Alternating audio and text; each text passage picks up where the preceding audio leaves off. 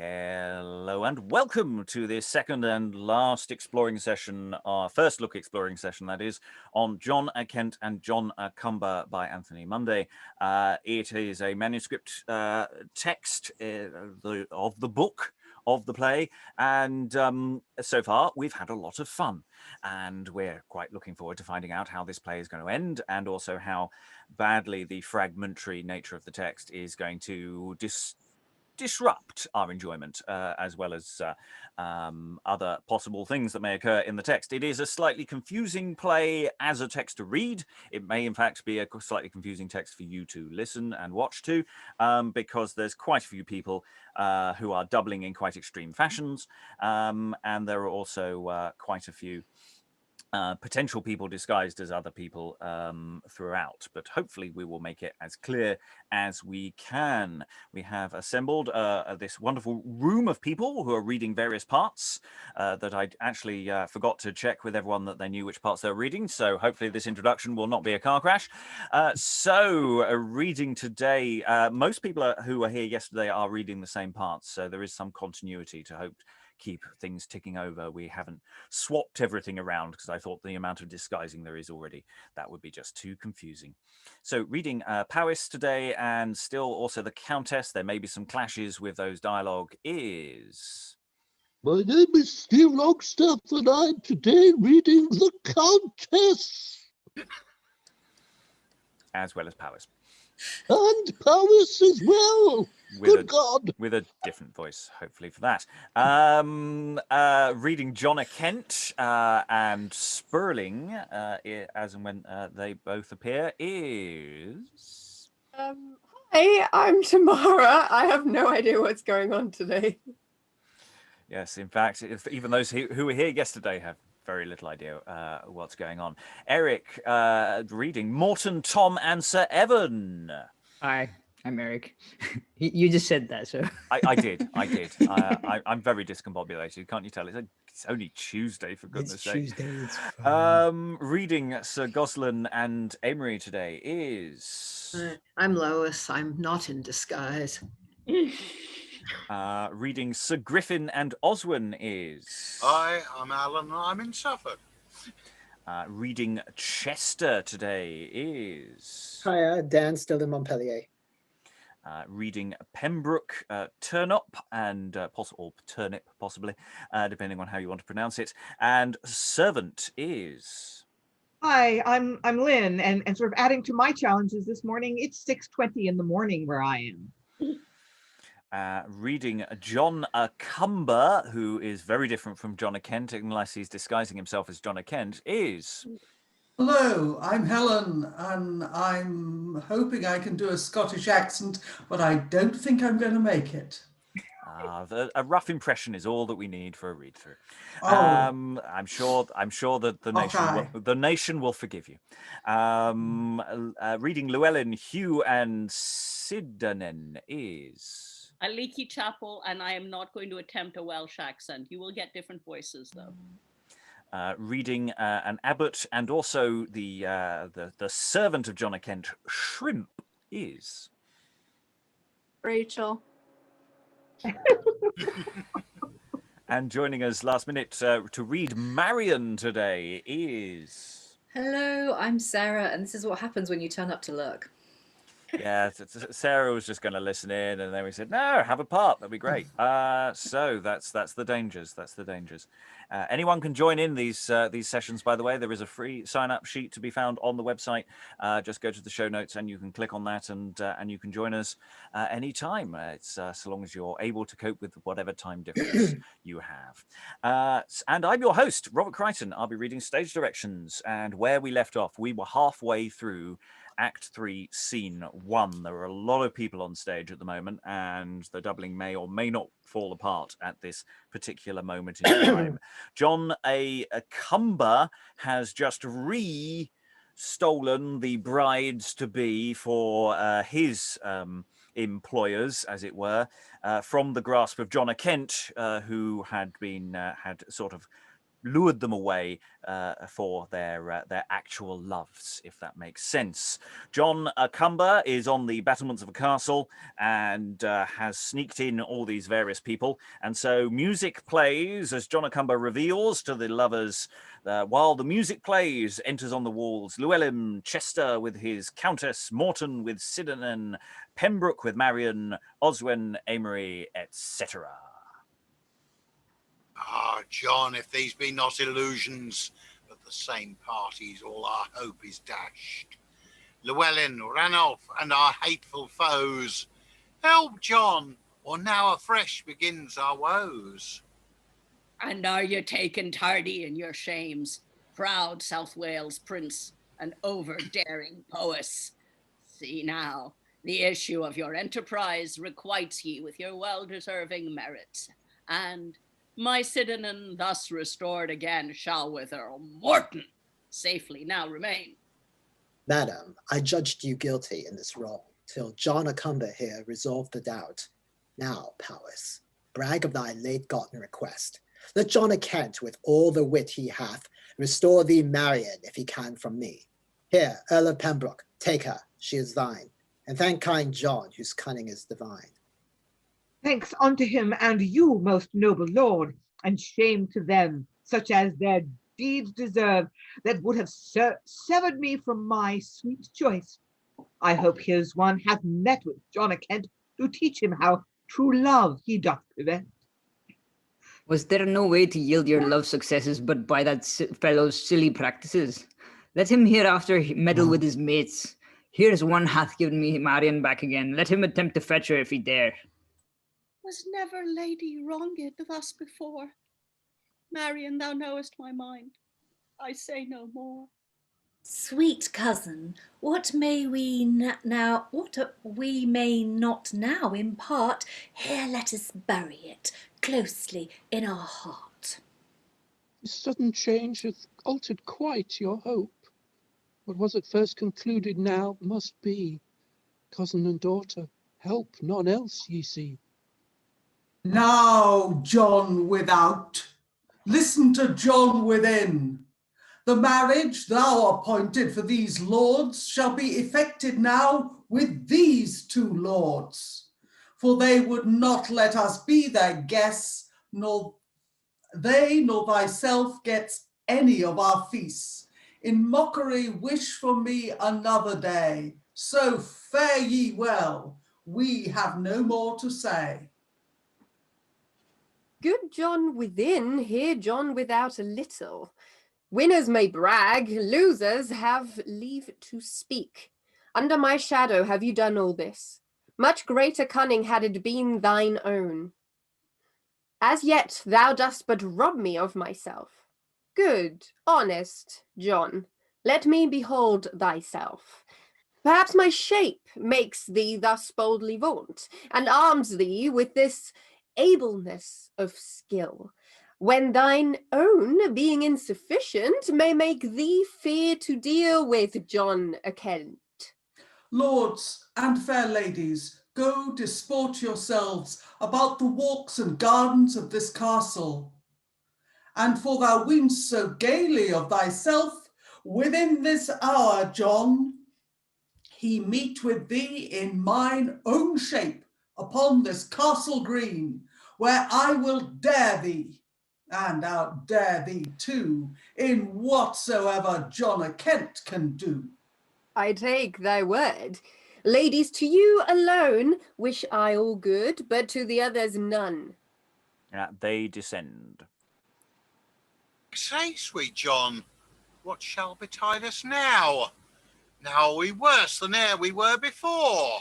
Sirrah, get ye to the back gate of the castle, and through the keyhole nimbly ring thee in. Mark well, and bring me word what stratagem this cumbering John means next to enterprise. For I am sure he will not leave me so, at least I mean not him. Away then, go. I fly, sir, and am there already. And exit boy. No comfort, John.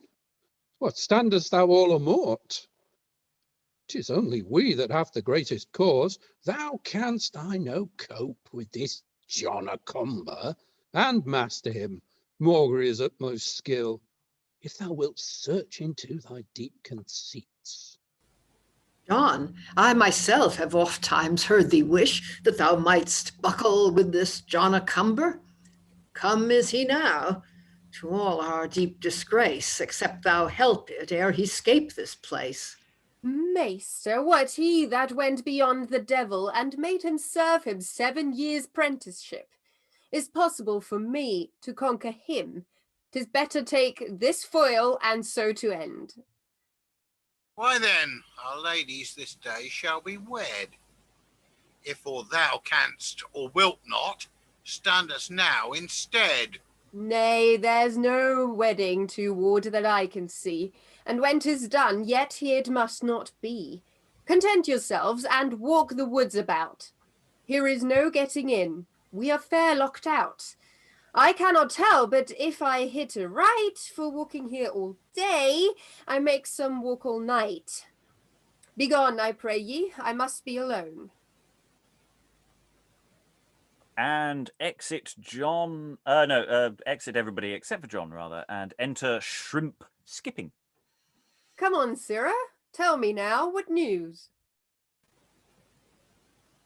Sir, yonder's great preparation for a play, which by the shadows of the lords and ladies, here, on the green, shall forthwith be enacted, and John a Cumber's whole intent herein is that yourself shall see before your face his art made current to your deep disgrace. But where's the Countess, Marian, and Sydanen? They are not in the castle that I know. Earl Chester's son and young Lord Amery are merrily conducting themselves to Chester, and thither will the lords themselves this night, when they have seen this play in your despite. Be gone, and bring the ladies back again. With them, likewise, are sent to be their guides. Stay with them at the chestnut tree hard by, till I come for them. Now bestir thee, John. And exit Boy. For in thy play I purpose to make one. And exit John Kent. It's never a good plan when you're standing on the battlements with your intended by your side to say to any kind of semi-magical person, come and have a go if you think you're hard enough, which is what everybody seemed to be doing there. I'm just going, you're just asking for trouble here. I know you've got John a Cumber with you, who's up to all sorts of things, but that's just asking for it, isn't it? You're just basically there just going, nah, nah, nah, nah, nah, nah. Thoughts from the room. For those, that's the completion of a scene that, I say, we sort of splinched between the sessions. Helen. Shrimp is turned into Tinkerbell and sent through the keyhole to spy out the castle. He is magical, is John. Yeah. They're both magical. I don't care. Anyway. How nice. Well, you know what I mean by Tinkerbell. Yes. Okay, yeah. Other thoughts from the room, just to sort of get our groove back on. Alan. Yeah, I mean, part of the odd thing is with that section of the scene we've just done there is that you've got Griffin plus Kent plus Powis, who are outside the castle, and all of the rest of the characters are supposedly up on the ramparts. So any interaction between them is going to be done at minimum at a loud shout. Yeah, that seems reasonable. Yeah, and again, it was mentioned yesterday, but there is a real Monty Python vibe to this this scene, and I think we can lean into that. I think there's not a problem with that tonally, so I don't think that's a problem. It's not that that's destroyed our conception of how the scene functions. Rachael, then Lois, then Aliki. No, just giving a shout out to that line, John within, John without. Just thought that's funny. Well, yes, and it's also, there's a bit of a call back there to a Robin Hood play with about being in and out of the water. So in the fight with Little John. So that's an interesting resonance for you. That is available on the podcast. I'll endeavour to make sure there's a link to that specifically. Lois. Yeah, I'm having trouble picturing this set because, or the stage. We see all these people up on the battlements, the upper stage, and then at the end of this scene, John a Kent is asking Shrimp what's become of the women, and it turns out that they're all being escorted somewhere else, which must mean that they've come out of this castle. How could they? Well, that may be illuminated in a moment. I have to say, I did find what Shrimp was sort of dressing a little confusing. So maybe we'll get more data onto what that precisely means. But no, it's a really good point. I'm not really sure how that's supposed to work. Is it an illusion that he's presenting there, or is this part of the? Because it was this mentioned. John a Cumber's whole intent herein is that yourself should see before your face his art made current. So, is this some trick that John a Cumber's prepping that Shrimp has seen, or something along those lines? Aliki, then Alan. So picking up right on that, I love it that the plot seems to be, and they will watch a play, and that will learn you. As always, it does. Alan. Yeah, I mean, we've got the situation where John a Kent has sent Shrimp to the back door to the postern gate, which presumably is where the through which the ladies have now escaped. So were they but shadows on the ramparts, and they weren't really there? They were actually escaping while they're distracted. I don't know. I think I'm overthinking that. Eric. I was going to say, I think there's a line that is a bit confused. I mentioned this in the chat as well, but I'm trying to work out who it belongs to, because it doesn't make sense unless it belongs to Pembroke, where Morton goes, "Here's one hath given me Marian back again," but it's the wrong person. Yeah, it's got to be Pembroke. Yeah.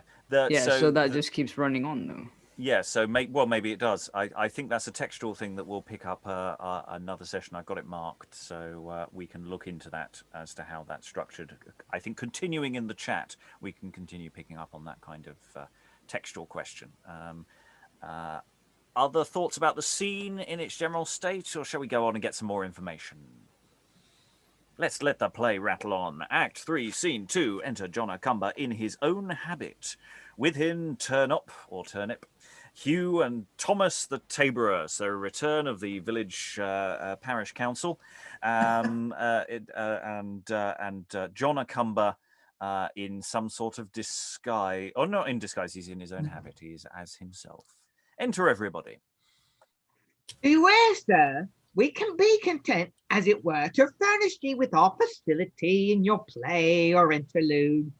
Marry, were ye would us to flout, scoff, and scorn at John a Kent, for my part, let who Sexton and Thomas Tabourer do as they see occasion. I am not to mock him that is able to make a man a monkey in less than half minute of an hour. I'll tell you what, sir, if it be true that it's spoken, Mary, I will not stand to it. A man would better deal with the best man in the country than with Maester John, and he never goes abroad without a bushel of devils about him, that if one speak but an ill word of him, he knows it by and by, and it is no more but send out one of these devils, and where's the man then? Nay, God bless me from him. Archie, sir, you are a gentleman, and wield as much for my lord the earl as poor men may do. If it be to do or say anything against himself or any other, will do it. Marry, Thomas Tabourer will never meddle with Maester John, no, not I. And enter John a Kent, listening as John a Cumber talks with these individuals. Wise, silly souls, I'll be your warrant ties. John shall not touch ye, do the best he can. He make ye scorn him to his very face, and let him venge it how he will or dare. By my troth, sir, you seem an honest man, and so faith could ye be as good as your word. there be that, perhaps, would come somewhat roundly to ye. Indeed, sir, master, John hath dealt but even so with me in times past. Arky, sir, I never besorted or played with good fellow, as sometimes, ye know, flesh and blood will be frail. But my wife hath known on it, ere I came home, and it could not be but by some of his flying devils. Nay, I could tell ye other things beside, what daily wrongs he doth unto ye all, which for they ask some leisure to report, he urge no more, but that ye join with me in such an action as I have in hand. When you shall see him so disabled, not daring to offend the worst of you, as henceforth he will hide his head for shame, we'll make him such a scoffing, jesting game. But shall he neither send his devils to pinch us, nor do any more harm if we do as you bid us? Hark me, he'll make him fret himself to death with very anger that he cannot touch ye. Bob, buffet him, do him what wrong ye will, and fear not, he defend ye by my skill. Well, sir, I'll stand by and give aim, and if I see them speed well, I'll bring you such a crew of red wenches on whom his devils have told lies and tales that your heart would burst to hear how they will use him. Why, this is excellent. You fit me now. Come in with me. I'll give you apt instructions according to the purpose I intend. That John a Kent was ne'er so cursed before. Our time is short. Come, let us about it. And exeunt everyone except for John a Kent.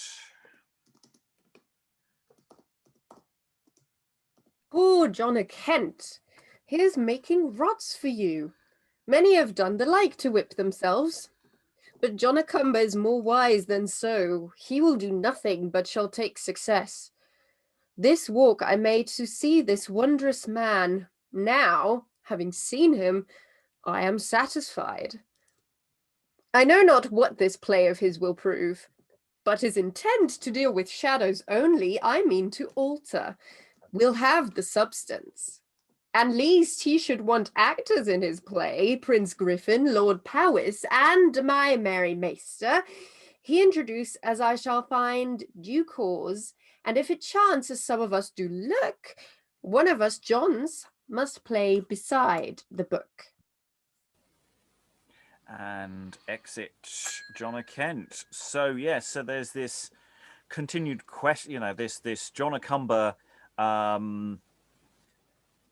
interlude that he's preparing with these comedy rustic figures, and John a Kent is determined that these won't be shadows, these won't be holograms doing whatever they're doing here, and in association with these, they're going to be having all sorts of real stuff happening, and they're of course they're not so keen, because it's John a Kent, oh, demons, devils, bad things. But John a Cumber, yeah, no, I'll protect you, it'll be fine.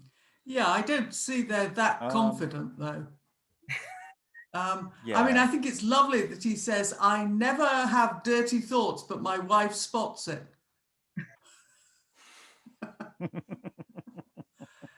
I'm glad you understood what I was saying in that line, because I had no idea.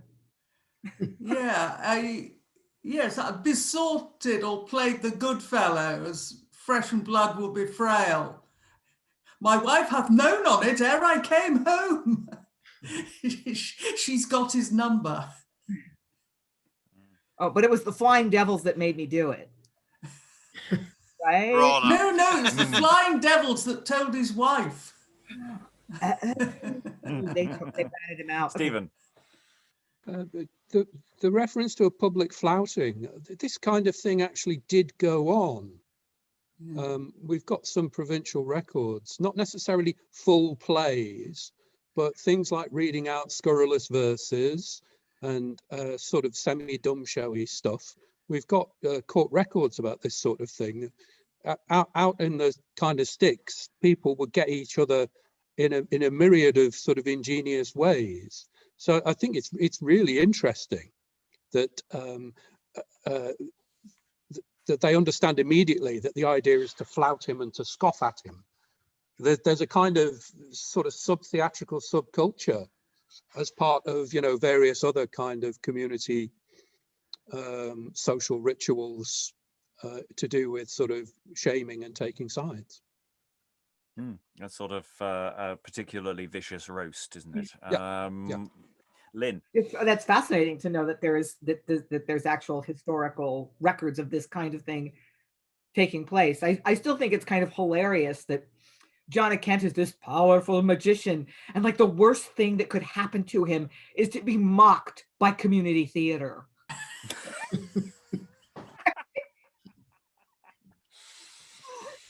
Well, that's hilarious. That is just Mockery reduces his power.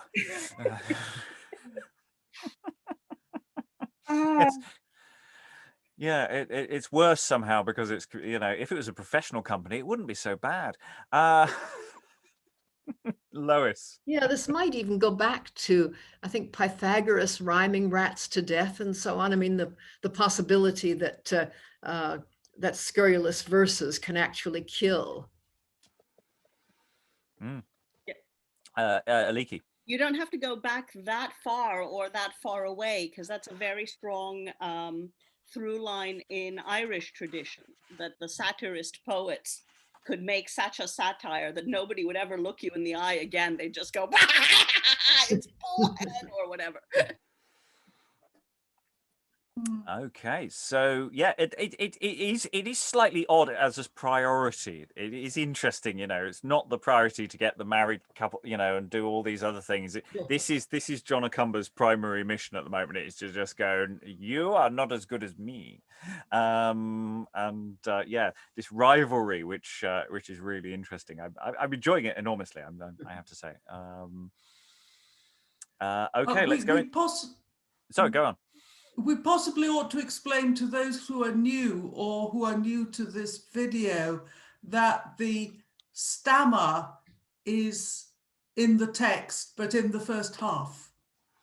Yes, there is a reference to Hugh having a stammer, but there's nothing necessarily in the text denoting as to precisely how it functions. I didn't invent it, but it seemed useful to distinguish him from the other two characters whose accents I can't do. Okay. Any additional thoughts about the scene? Otherwise, we'll go on to Act 4. Okay. The rivalry continues, but we're going to go back to the ladies in their sadness, perhaps. Enter Shrimp playing on some instrument. Dealer's choice. A pretty way before the Countess, Sydanen, Marian, Oswen, Amery. Madam, this sound is of some instrument. For 2 hours' space it still hath opted us.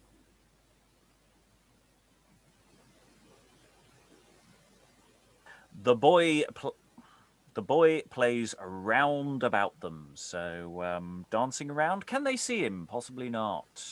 Now here, now there, on each side, round about us. And question us. Either we follow it, or it guides us, lest we mistake our way.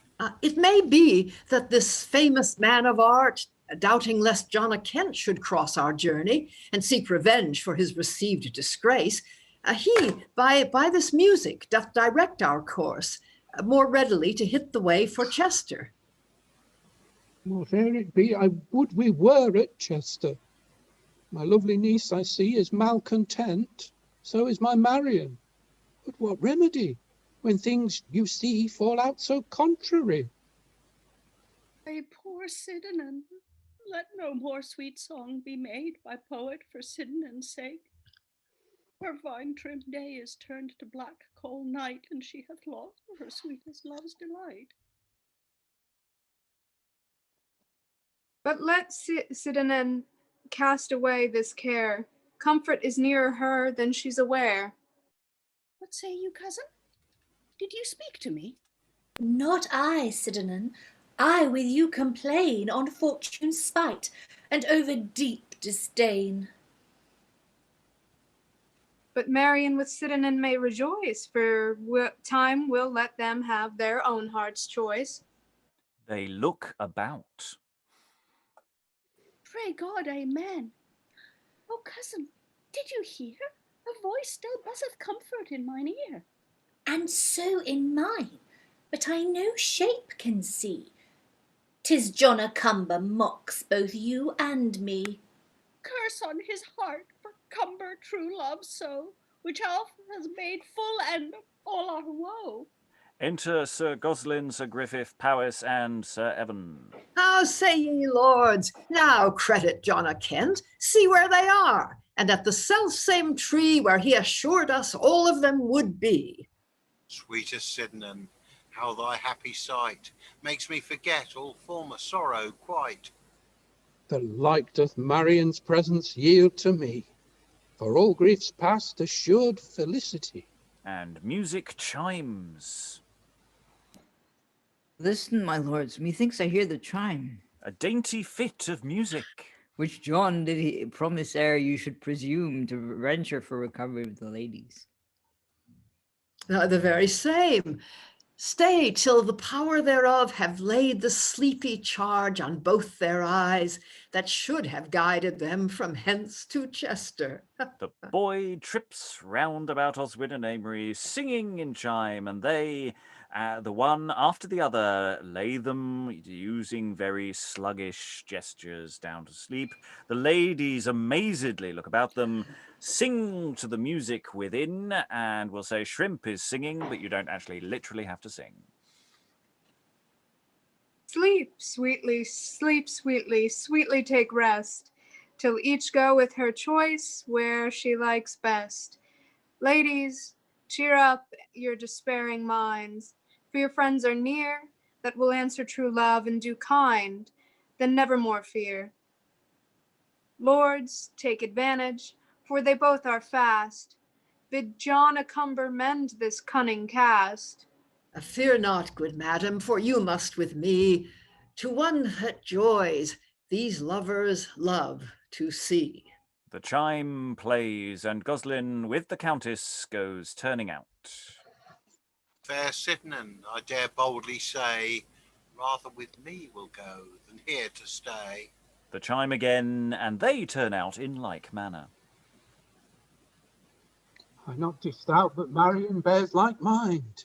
This is the way our sweet content to find. The chime again, and so they exeunt.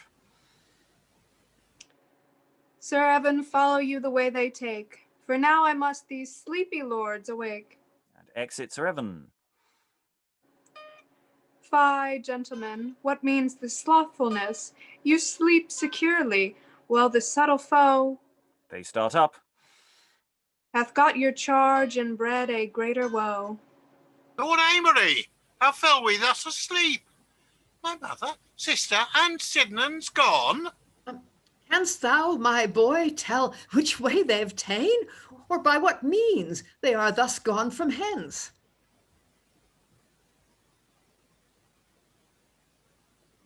When, as my master, John a Cumber saw how carelessly you did respect your charge, lay sleep well as Sir Gosselen Denville, Prince Griffin, Powis, and another knight, bare hence the ladies toward proud John a Kent, and sent me posting through the dusky air, to wake ye and cause ye follow me, to fetch them back ere they have got too far. If then you'll speed, follow me presently. Thanks to thy maester, we will follow thee to make amends for our fond negligence.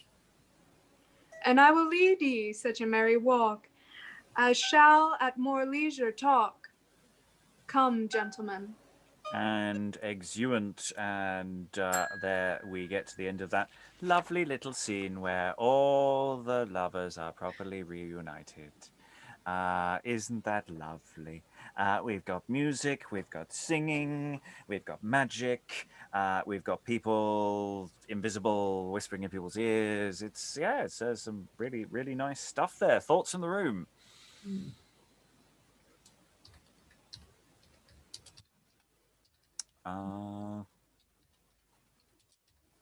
As you know, are we surprised? The magical stakes are unfolding in different ways. You know, we're starting to see proper. You know, it's like they're starting to pull their roll their sleeves up a bit with the magic. You know, the magic's been, relatively minimal. You know, they're using as little energy as possible. And now, you get the impression they're starting to, a bit more enchantment going on here, a bit more using their magical creatures. Shrimp, the terrifying shrimp. Sarah. I wasn't here yesterday. Does this play start with John a Kent and John a Cumber? No. It starts with John a Kent. John a Cumber is a slightly later edition. Okay, because I just having just joined this, I feel that the whole thing with the lovers and what have you is just a sort of side plot, and this whole thing is a massive grudge match between these two characters that carries on from earlier. And I'm wondering, did I miss that earlier, or is there like a whole other place somewhere where these two? This feels like the settling of a like the end of a plot that's been going on for some time. Well, the way it presents itself is sort of John a Kent going, well, I've heard about this other person. Maybe I can prompt him into showing his hand. So there's a sort of sense of that, but it's not that they have a history before this. I don't think there's any sense of that in the play beyond their rivals and therefore need putting in their places. Lois. Yeah, there's a curious bit just before we started this half that where John a Cumber says that he could read John a Kent's thoughts and knew that John a Kent was sort of wishing for his presence, and so he materialized. Speak John a Cumber's name and he will appear. And yeah, we're getting more explicit references to what John a Kent can do throughout this session today. You know, this idea that he's served 7 years apprenticeship with the devil, and you know he can conjure up things. You know, much more explicitly stated than earlier, where it's sort of been a slow build as to what his powers are. Yes, and of course, you know, we should be mentioning Friar Bacon and Friar Bunkies so much more than we have been. But never mind. Other thoughts, Helen?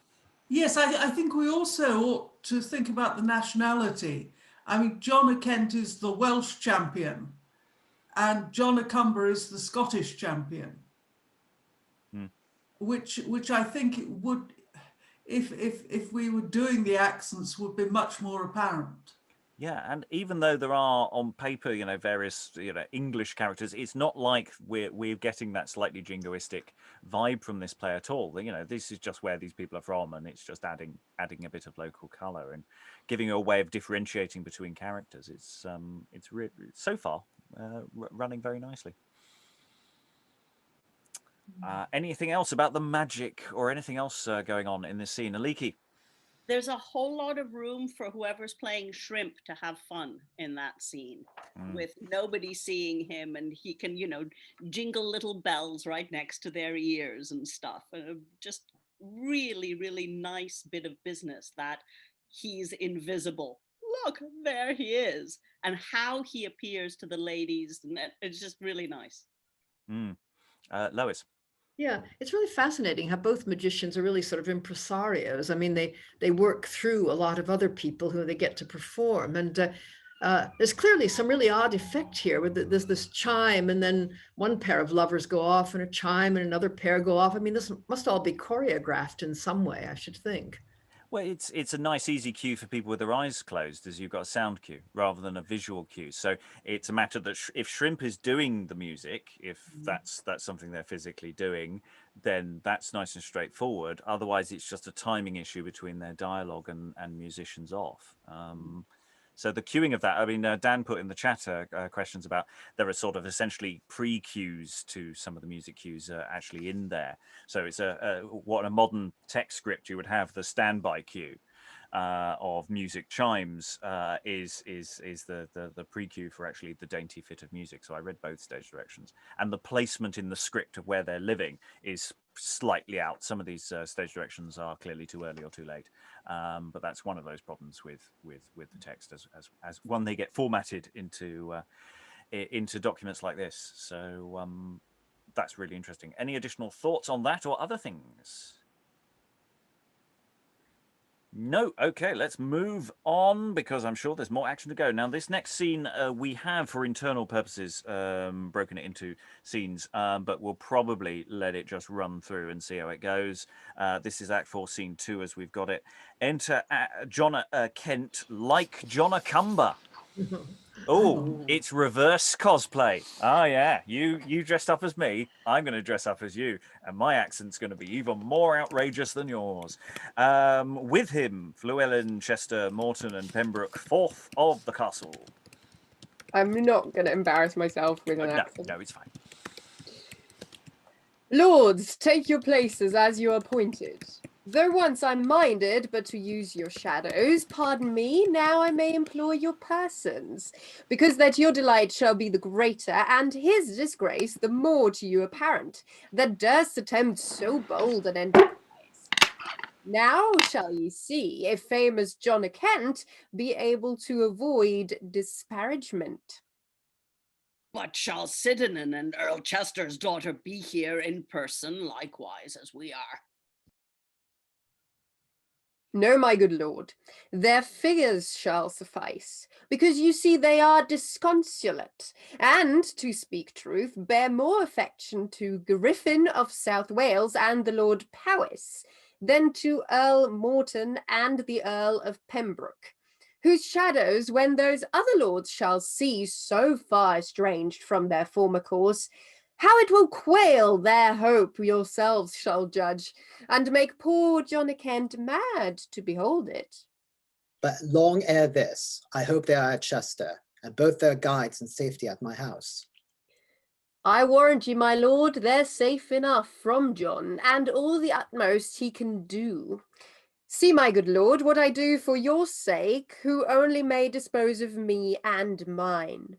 I know it, John, and I should not confess thy kindness to exceed in my behalf, and girding it, I greatly were to blame. The like say I, whereof something manuscript damage care, my thankfulness shall more at large assure thee. Needless, my lords, are all these ceremonies, for as I further you in love's affairs, so I expect some credit by mine art. Now silence, lords, for all the sports begin, and see where John a Kent is first come in. And enter John a Cumber. Keep focusing, people. Enter John a Cumber like John a Kent. As he that with unsatiate thirst of fame pursues an action of some high applause to conquer his usurping enemy and add renown forever to his deeds, so John a Cumber follows his intent to conquer, sit, and laugh at John a Kent. What says he? Will he laugh himself to scorn? My lord, you little think the scope of his intent. He doth imagine he hath ta'en my shape, and you shall hear him speak as he were John a Cumber. Note all his actions, and let it suffice, he'll prove himself a fool before your eyes. And yet imagine that he scorneth thee. Why, that is all, for God's sake, sit and see. Already are my shadows set in order for Prince Llwellyn, Chester, Pembroke, Morton. He points to them. And see, poor John a Kent is walking by as one that cannot yield a reason why. He points to thee in terms, the John a Kent. Let him hereafter brag with John a Cumber. When men of art thus thrive in merriment, it needs must raise in meaner wits some wonder. Begin your scene. Oh, sorry. That'll be me. Begin your scene, and if he be not vexed, I doubt not, but he shall be with the next. Why, John of Kent, what injury is this? And he riseth and goeth to John of Cumber. That thou hast offered to this noble man. Sydanen, my fair daughter, whom I love, wouldst thou have wedded to the South Wales prince, and broughtst her hither to thy master's castle, from whence she was recovered, to thy shame. Fie, John of Kent, for this most silly part. Hereafter term thyself no man of art. Thy subtle wandering in a hermit's weed, Suddenly starting to him after the other hath done. whereby thou didst seduce my aged wife, to let her daughter and my lovely niece walk with her to Saint Winifred's fair spring, to offer up their latest maiden vows, and thou, like to an hypocrite their guide. Say, foolish man, what hast thou won hereby, but such dishonor as will never die? And he suddenly too, I think, should go at the beginning of the speech as a stage direction for Morton. John, call thou to mind the antic that in thy absence got into the castle, and o'er the walls returned unto thy face. The only argument of thy disgrace, alas, good John, accounted then no wonder, such is thy luck to deal with John of Cumber. He suddenly too for Pembroke. Well, John of Kent, wilt thou be ruled by me? Leave Wales, leave England, and be seen no more. This monstrous blemish graven upon thy brow will be but grief to us, thy countrymen. Then, seeing that so tardy thou art catched, yield him the bucklers, thee that overmatched. Oh, now, what's this? My shadows taught to speak, that to my face they should unto my foe.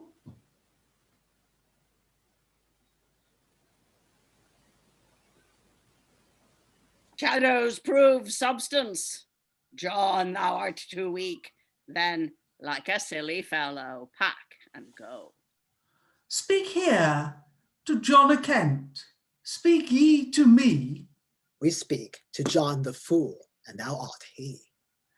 Spirits, I'll torture ye for this abuse. Torture thyself. Beep! Appointed you. Alas, poor silly soul, thou mayest appoint, and all thy pointing is not worth a point. Whence am I crossed? May it be John of Kent hath o'erreached me in mine own device? The more I strive to know, the further off I am from compassing what fain I would. I'll sit a while and meditate hereon. He sits down. What? In a study? Nay, I must awake him. With other things more angry yet must make him. And we'll just pause there mid-scene, because I think we need to unpack a bit of what's going on. I can sort of see what's going on, but I don't quite know why any of this is happening. So I understand why John of Kent will be disguised as John of Cumber, but I do not know why John of Cumber is disguised as John of Kent. Because. Yeah,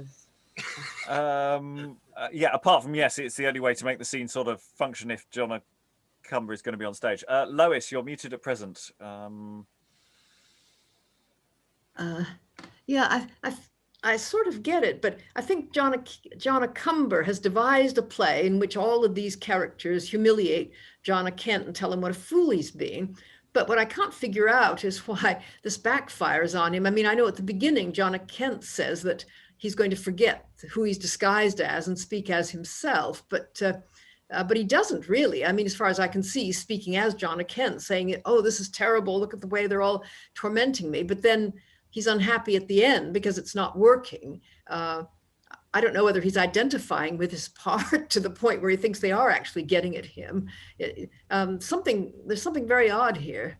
Yeah, because at moments it feels like this is my scripted play, and he's looking up from the script, going, "Hang on, that's you're not supposed to say that." And then there's moments when he seems to be inhabiting it and feeling it. It's the issue also that if John a Kent is disguised as John a Cumber, why doesn't John a Cumber notice this?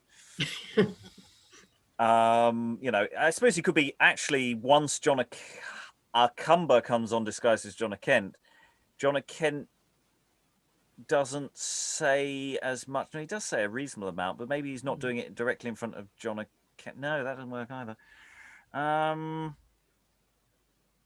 That maybe he's just sort of slightly hiding in the background. He's appearing as John a Cumber for everybody else initially, and then he steps back a bit. Yes, this is all going to get very confusing in our mind when we dance around all these names. Stephen, then Helen. Does John a Cumber know that he is John of Kent? Could he be enchanted? In other words, it's not a disguise at all.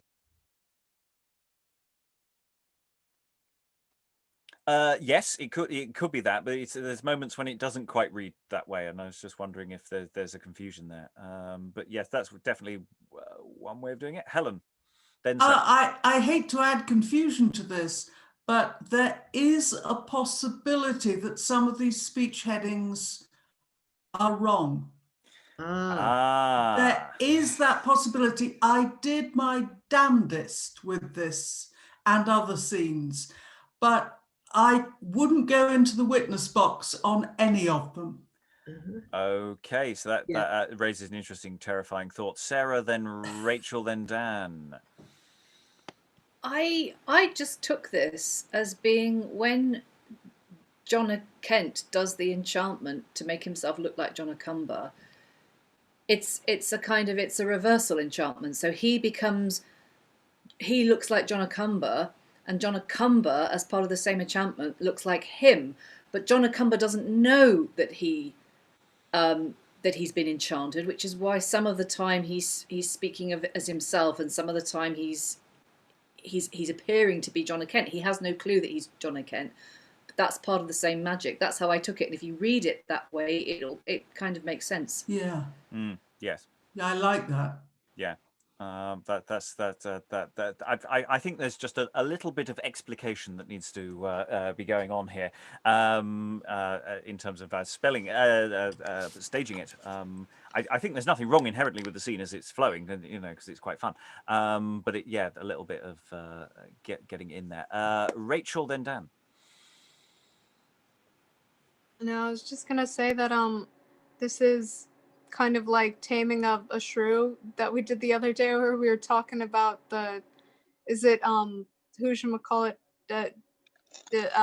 disguised as the guy to be the teacher, or the other thing. But I feel like this is maybe more intentional. I feel like I don't know, maybe they're just having a go at each other that they both know, but they're still, this is just a weird way of getting back at each other, or going at each other. Yeah, I mean, this is a deliberate confusion of disguising funness, and so long as we understand what the confusion is, then the confusion is fun, as opposed to the other one where it felt like the setup wasn't fully explained in a clearer narrative sense. Dan. No, I just wanted to add, I think Helen had basically said that the speech prefixes do not say that at all about disguised as John a Cumber or as John a Kent. So that would be an interpretation there. I mean, it's not to say that it can't be that way, but that's not the way that it's been transcribed in the text. So that might help to clarify. I mean, rather than we'll figure out why one is disguised as the other, that may not even been the case at all. Okay. Yeah, I mean, you go. Dan is absolutely right. I have made some assumptions here that may turn out to be unwarranted. So, well, there's only one major one in the script that looks, as it's presented here, enter John a Cumber like John a Kent. That's the only one that looks authentic, and the rest are not things that we've stated out loud for the listener. There's notes for the reader that are inferred that Helen has added.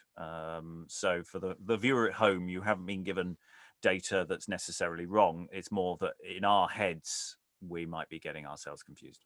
If you see, just in our scripts for housekeeping, if you see in the script on the left side where it says John Kent, Cumber, and then in parentheses is John Kent, that's an added one. If it comes in the center and it says enter John Kent disguised as John Cumber, for example, then that's one that was actually in the manuscript. Unless I've reformatted where it lives in the text. For the ones we're reading. Anyway, we're discussing things that the viewer at home doesn't care about. They just want to know what's going on. And they want us to just tell them. Both our viewers are getting frustrated at this moment. Okay, we'll move on. The scene hasn't ended. John Kent has just said, having seen John Cumber sitting down and having a think about what's gone wrong, John Kent says, no, I've got to make him more angry, because making him more angry is fun. So the scene continues. Enter Sir Gosselen, Sir Griffin, Powis, the Countess, Sydanen, and Marian. Alas, why droopeth John Kent? Look cheerly, man, for see, Earl Chester's wife, through power of thine incomparable skill, is back returned from devilish John Cumber, and no man hath the shame but he alone. John Cumber stamps about. I know this sadness is but thy conceit, because he crossed the air thou wast aware. But may not this cheer up thy mind again, that thou hast brought me sweet Sydanen back? Here is Marian, too, my soul's delight, who, but for thee, had been Earl Pembroke's bride. Let John Cumber's foil, then, be of force, since we enjoy what we can most desire, to make thee leave this discontented humour. Sleep I, or wake I? Dream I, or do I dote? Look what I pointed all these shapes to do against the man that I do envy most. They do it to me, and he sits laughing by, as if there were no John Kent, but I. Why, frolic, John, if thy art proves excellent. Let not one simple foil make thee dismay. Thou art revenged unto thine own content. Let John Cumber do the worst he may. And will sweet John Kent not look so sad? Sydanen will entreat all Britain's poets to write large volume of thy learned skill for bringing her where she desires to be, and from that John Cumber set her free. Look, what my cousin saith, the like do I, and will extol thy fame continually. Into the castle then, and frolic there. I know that John will not stay long behind, since your success doth answer thus his mind. And they exeunt into the castle. How say ye now, my lord? Did not these shadows make him half think they were the same indeed? Whate'er they did in him, believe me, friend, but that I more rely upon thine art than the opinion this hath raised in me. I should have sworn that was my Sydanen.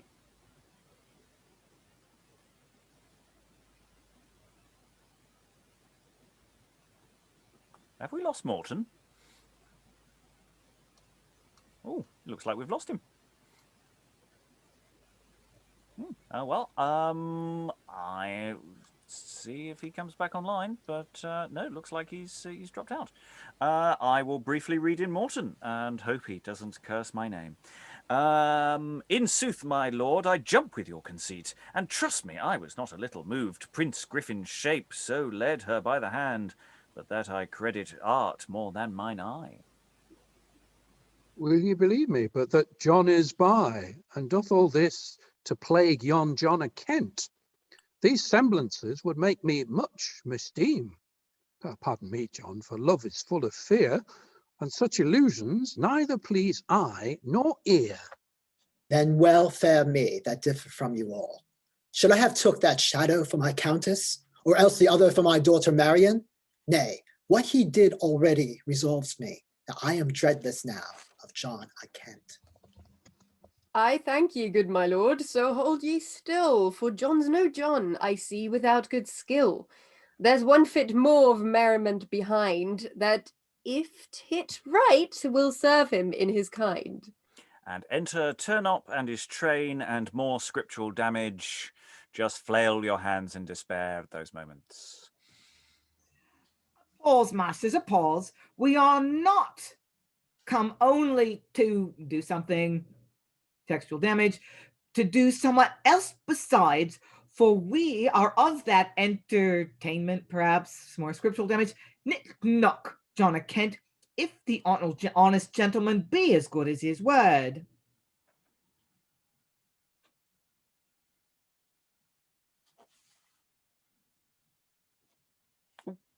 That'll be me again. As good as his word? Why, look ye yonder where he stands.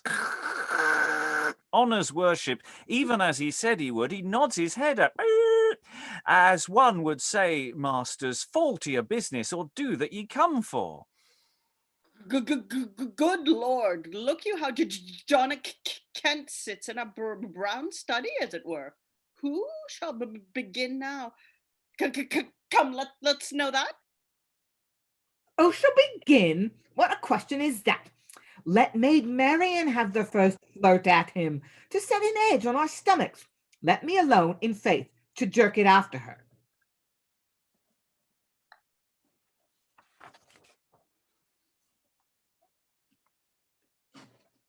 It's going to be me again, isn't it? No, it's not. It's Tamara. Oh, I Spurling. Sorry. You have a bonus part. Wait, where's Sterling? Ah, now, by my troth, well advised, good neighbour Turnop. I'll turn her to him, if he were a far better man than is. To him, touch him roundly. And Shrimp for this part. What think ye I am afraid of him? In faith, sir, no. Precise, John, or rather peevish, peeled, paltry John, dost thou remember how many injuries from time to time thou hast done me? First in sending thy devils to tell lies and tales of me, then making my dame to cudgel me, and after to pinch me black and blue, when I never offended thee, for which I defend thee to thy face, and dare thee to meet me in any place. You, sir, as one would say, good man, you, sir, because brevity is best in such queasy action, it is concluded or conditioned among us that have some authority in this case, that because our Morris lacks a fool, and we know none fitter for it than you, Master John, here's a further credit. We will give you haunts, something of it. And where we took you for a wise man before, we are contented to account of ye as our fool forever hereafter. In witness whereof we, the youths of the parish, put it on ye with our own hands. And put it on him.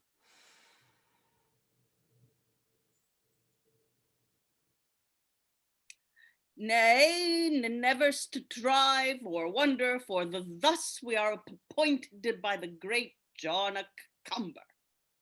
At it now, Thomas, lustily, and let us jerk it over the green, seeing we have got such a goodly fool as Master John a Kent. Why, this will make poor John a Kent stark mad, and questionless he'll ne'er more show his face to be reproved with this deep disgrace. Lord, sit ye still, I'll come again anon. I'm prettily revenged on cumbering John. Okay, that's the end of the scene. There's a lot of stuff going on there. Lots of questions. We've got a couple of lines that we've got question about attribution as to who is who. Is it my imagination, or is this basically the reverse con we had earlier? Whereas earlier we had the affianced coming to take their intended, entering the castle in disguise, and here is it that the lovers and the ladies re-enter the castle and take it back again, and the other people are standing outside going, "Oh, this is most strange. That looked remarkably like my intended," and then it looks like as part of the enchantment, is it the rustics come in and take John a Cumber, who they think is John a Kent, and take him to be a fool? Or a Morris, and basically he doesn't say anything, but maybe they're making him dance, Colin, kind of business. All sorts of things in a section of text that's increasingly getting slightly more fragmentary. It's going to get worse, people. Lois. Yeah. Okay, well, in an earlier scene, John a Cumber told the rustics they didn't have to be afraid of John a Kent. They could insult him as much as they liked. And so they now see what they take to be John a Kent, and they proceed to insult him. And there's even a reference to Maid Marian. They're talking about their Morris dance, and there was always a Maid Marian in the Morris. So this is that Maid Marian, not the Marian in the play.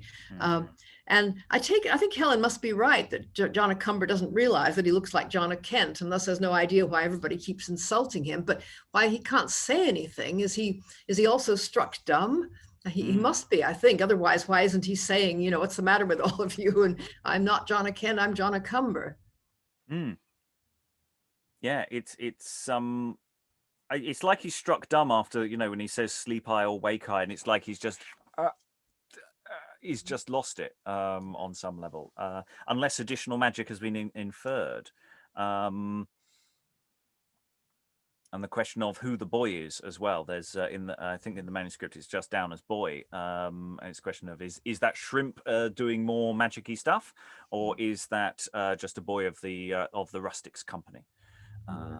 Discuss if you wish. Other thoughts about that scene or this sequence? It's a busy old time, and I think played well, it all makes perfect sense. But it's just quite bamboozling when reading a slightly damaged script. Helen. Yeah, I'm increasingly confident now of my attribution, now that I understand what is happening to John a Cumber. Because I could not, I thought I got it right, but I couldn't understand what was going on. But I think that Lois has got it exactly right. John a Kent is winning, but is disguised as John a Cumber, and has made John a Cumber look like John a Kent, and to fall into the trap that John a Cumber had set for John a Kent. And that bizarrely makes perfect sense. Yeah, no, I think in action it makes perfect sense. I think it's just tricky to get across as we're reading it what's going on. I think it's what rehearsal's for, and costume and doing it properly. Other thoughts from the room about this little sequence, Aliki? So, as I understand it, John Cumber had said, I'm going to do a play in which you will see all of the girls with the other men, but it won't be real. Don't worry. It'll just be phantasms, spirits I've created. So then we have this lovely little scene where instead of phantasms, John a Kent has made it so that they're really there and really go away. And everybody's going, oh, that was some really good illusioning you did there. I could have sworn that was my daughter. The CGI work is fantastic. I don't believe you. She looked exactly like her, but gosh, you're good. Do you do children's parties? Yes. Other thoughts before we move on? Okay, we are into a new scene, so hopefully things are a little less confusing for this scene, and that this is more straightforward. Will there be consequences about what's been going on before? Enter Shrimp leading Oswen and Amery about the tree. And never men thus led about a tree, still circling it, and never getting thence. My brains do ache, and I am grown so faint that I must needs lie down on mere constraint. He lies down. This villain boy is out of doubt some spirit. Still he cries, follow! But we get no further than in a ring to dance about this tree. In all my life I never was so weary. Follow that list, for I can go no longer. He lies down. There lie and rest ye, for I think your walk hath not been altogether to your ease. Now I must hence, I hear my master's call. It stands upon the push of opening all. Exit boy, i.e. shrimp. Lord Amery, is not yon my father, the Prince Llwellyn, Morton, and Earl Pembroke? Ah, 'tis they indeed. Oh, let us call to them to try if they can get us from this tree. Help, Prince of Wales! Ah, help us, Earl of Chester, or else thy son and I are like to perish. Oswen, my son, and young Lord Amery, shadows they be not, for 'tis they indeed. They go to them. Tell me, wherefore lie ye here? Where are the ladies that you had in charge?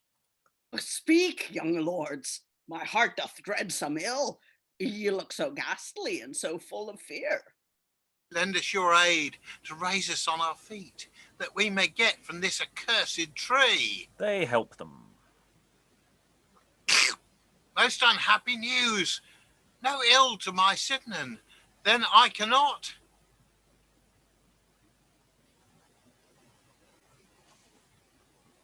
Be Marian well, be what it may, beside. Where is the villain boy that thus misled us? Boy was he not, but questionless, some fiend that hath tormented us as ne'er was like.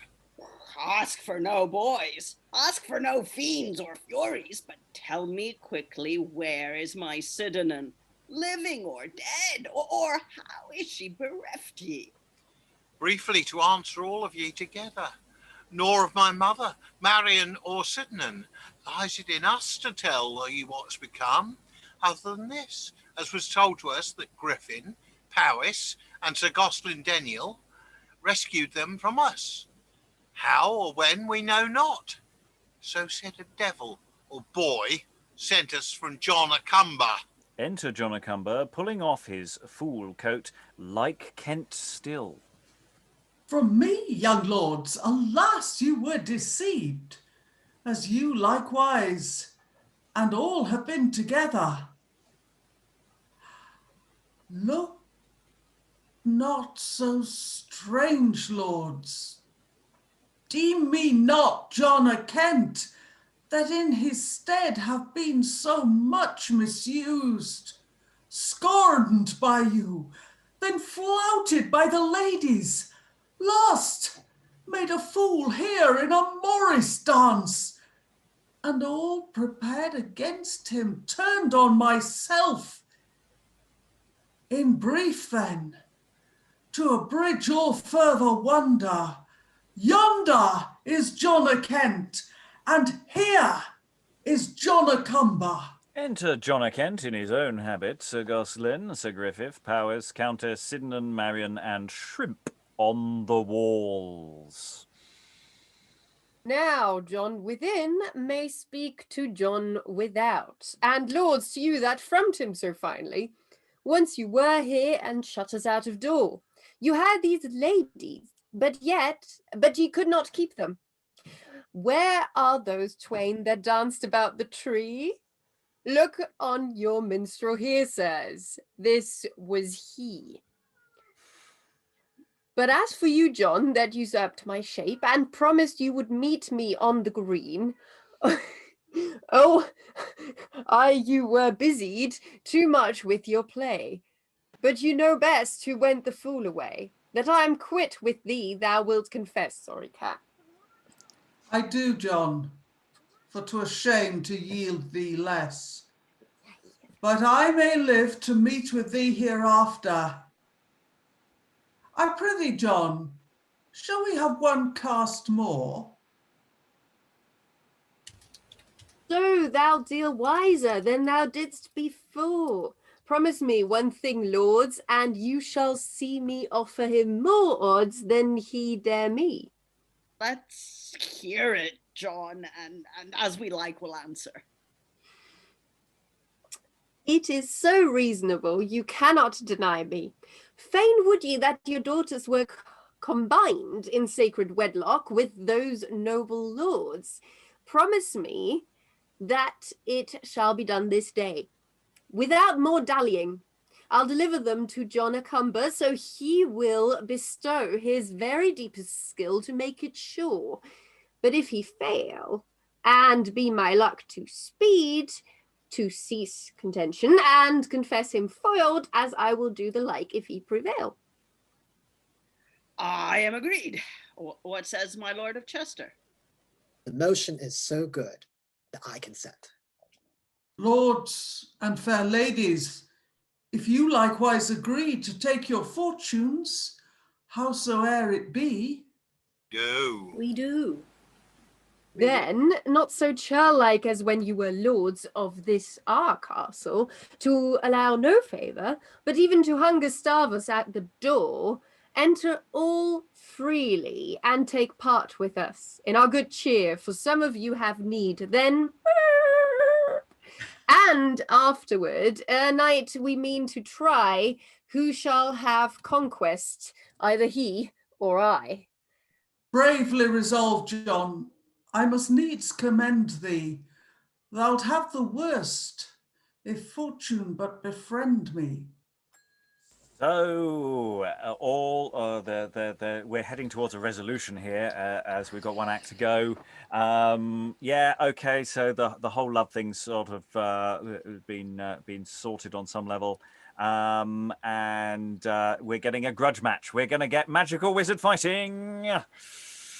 That's what we're hoping for here. That's the important thing. That's what we've all been waiting for. And again, the parallels with Freya Bungie is really starting to build every minute here. Lois. But just love thing hasn't been resolved, because that's what the grudge match is about. Which of them can actually get the girls married to which pair? I mean, that's what the gamble is. Can John of Cumber get them married to the men their fathers want, or is John of Kent going to be able to stop that? Yeah, but at least they're not. At least they're not doing it in an separate underhand ways. They're just going to go straight for a proper combat situation. The smart money's on Kent. Yeah. Well, anyone like to place their bets now? Hands up, all on favour of Kent. Oh, yeah. I'm seeing about half the room, slightly more, although for Cumber. Or lone hand for Cumber, and no score draw. Alan down there. I'll vote that a John will win. Yeah, so yes, we're getting to the point also where we've done a few silly noises and things, but we are getting to the point where the manuscript is going to get very, very, very damaged. So in future, if you have any damage, just stop talking and waggle your hands like that. I'd rather than make silly noises. I think that's going to be the easier way of doing it. Do silly interpretive dance as you hit anything like that. So that's this last scene that we've just done is effectively a continuation of the previous scene. This is all just one sequence of action. So we've got them walking around the tree, but the other people are still vaguely on stage, or they might be moving around, but it's still basically outside the castle from the previous scene. I like the tree walking around business. I think that's really wonderfully silly. It's just, every time we try and walk away from the tree, we're back at the tree again. It's this recursive occlusion is absurd. Helen. I think it'd be rather nice if they were not together, but walking round the tree, always on opposite sides of the tree. Yes, so whenever one turns to goes the other way, the other one does exactly the same thing. Yeah. They never actually meet each other, and they can do is hear each other from a distance. I'm on the other side of a tree. I know, so am I. Where the tree came from, goodness only knows. Other thoughts, or shall we crack on? Let's get to the end of the text. We've got, I think, two scenes, or a scene and a half, and let's see whether we can get to an end or whether we're going to have to invent one. Act 5, Scene 1. Enter the Abbot of Chester. We've got an abbot now, people, reading a letter, and one of the Earl of Chester's servants. My honest friend, this letter from thy lord shows that the marriages, so long deferred, between the ladies and their several suitors, must now at length be finished this day, and at this abbey is the place appointed. Further he saith, that all the abbey gates not only must be fast, but strongly manned, with his own guard appointed for the purpose, that none may issue forth or enter in, but such as first must be by himself be seen. What? Is there danger of prevention, or that resistance will be offered? Danger there is, but what in sooth I know not. Lord Abbot, I have performed my charge to you. I must go warn his guard in readiness, and then return to certify my lord. Assure his honor what he hath referred unto my trusty care and secrecy, and every point shall answer his content. Our Lord forbid, but he should here command, that is our patron and so good an earl. His honor will be thankful for this kindness, which he not fail to at full to let him know. Exit servant. Farewell, my friend. I'll bout my business straight, and gainst his coming give my due attendance. And having filled in the gap between everyone walking off stage and everyone walking back on stage again, the Abbot exits. Enter John a Kent, Sir Gosselen, Sir Griffin, and Powis. Any man but you have been so fond to yield the ladies when we might have kept them. Poor souls, with what unwillingness they went. Pray God, this rashness all we not repent. Oh, once you proved too hard for him, still are ye certain of the light success? Remember how he crossed us at the first. Once warned does make a man to dread the worst. I will suspend my judgment in this case, and rather hope than fear what may befall. Once this I know, it will go wondrous hard ere John a Kent be in his purpose barred. Fear you, hope you, for my part I'll do neither, but track his steps that treads the way before, to do the thing he can undo no more. These weddings then must be at Chester Abbey, the gates whereof most strongly will be manned. Entrance there's allowed at none but one, and John a Cumber there must be the porter. 'Tis very like that none of you get in, and yet in faith it would be very pretty to prove his eyesight, whether he do know that the men that should be let in, yea or no. Would not you laugh to see him let you in, and keep them out that should his wager win? Oh, that were excellent, might it be so? And if thou list, doubtless it shall be so. Lord Powis, what think you? Even as Prince Griffin, so sweet John, say I. Thou art the man, mayst make us live or die. If it should fall out so successfully, beside the endless fame that thou shalt win, proud John a Cumber's foil will be therein. It shall be so, though John a Cumber even himself say no. But how can we disguise ourselves so soon, in every point like Morton and Earl Pembroke? Otherwise we must of force be known. Tush, we'll no shapes, nor none of these disguisings, and heretofore served both his turn and mine. They heretofore served both his turn and mine. As now, ya so shall ye pass the gate, and for the blame shall not rely alone on poor John Cumber. When the fort is spied, albeit his skill will be the less thereby. The Prince Llwellyn and the Earl of Chester shall both be by, and grant as much he. Nay more, themselves shall bring ye to the chapel, and at their hands shall ye receive your brides. If this I do not, ere 2 hours be spent, never let me be called more John a Kent. Oh, peerless John, with love, with life and lands will we requite this kindness at thy hand. And sing sweet sonnets in thy endless praise, while our fair loves and we enjoy our days. Let us away. It is upon their coming, for they think long until the deed be done, whereby John hopes his credit will be won. And they exit, and we're just going to rattle on to the end of the text as we have it. Act 5, Scene 2, enter Llwellyn, Chester, Countess, Sydanen, Marian, Oswen, Amery, John a Cumber, and Abbot. Let's see the hands flail. Fear not, my lord. Myself have been about, and seen the gates manned as they ought to be, with spies beside that shall regard the walls. And with the abbot have I ta'en this order. Only this gate shall serve for entrance. But by your leave, my lord, we will entreat that, John a Cumber, till it be dispatched, will sit as porter. Then we may be sure that practice John a Kent whate'er he dare while he is there, the less need be our care. Alas, my lords, I see what he intends, to come in person like this reverend abbot, thereby to get in Griffin and Lord Powis, and therein he prevents him. Fear ye not. Father, take you the ladies to your charge, and with the Countess lead them to the chapel. You twain will stay until the bridegrooms come. Then afterward let all the charge be mine. Come, lovely niece and Marian, wend with me. This day will end the griefs wherein you be. But may it prove as poor Sydanen wish, else her hard cares will far surmount her bliss.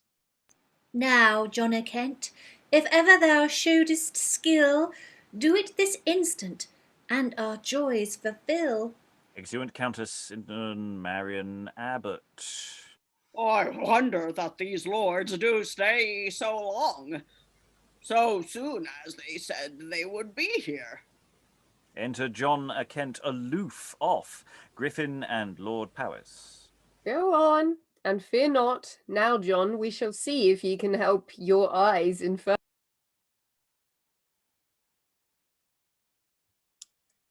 Oh, here they be. Fie, lords. Why stay you so? The other would have made more haste, I know. Be you their guide. Go quickly, make an end, and then let John a Kent my skill commend. Exeunt. O rare magician, that hast not the power to beat aside a silly dazzling mist, which a mere ABC scholar in the art, apsy scholar in the art, can do it with the least facility. But I will ease them when the other come, to see how then he will bestir himself. Enter Morton and Pembroke hastily. Do, my lord, that there me they be. I had not parted with them, but by thy leave, John, say that are thee. Alas, alas, hath cunning John no wiser way than this to find. Go ask of him whether and he will say they are wed. Wedded? To whom, I hope? To them whose counterfeit, to noble old Pembroke. Are we not they? What? Howe'er I am no passage for you. Why, or gentlemen, him. can ye thus? Is this the man whose no to face ye down ye be not? Enter Chester and Flop. Why, how now, lords? At that which is to Prince Griffin and unto our daughter, we took them. Hear you, my lord. While you come to Oswen, spur. Guess the Earl, you were for. And we then have these fragmentary lines. Had been to have wronged them, do the like confess, and Sydenham near the lease. As toward me you meant, thank thee, John a Kent, must yield her towards thee. You had so much to do, make ye waste the time in vain, as this day requites, to be not thou displeased, lest these amorous cares have eased, so disgraced by thee, both of mine and me, des and evermore, hereafter, vow continual love. Fortune was not evil, overmatched the devil. Exeunt.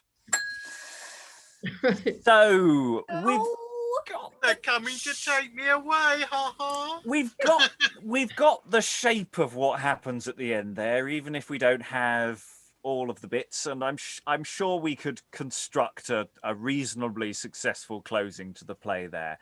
So, however, I do want to talk about how is the trick done? What is the trick? Do we know how precisely this is all affected? It's another one of these they've gone off and got something else has happened somewhere else.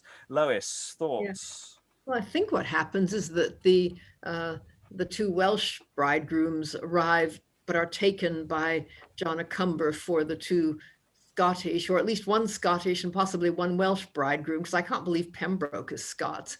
At any rate, I mean, John of Kent makes some remark about this was some really basic magic dust that you should have known about, you know.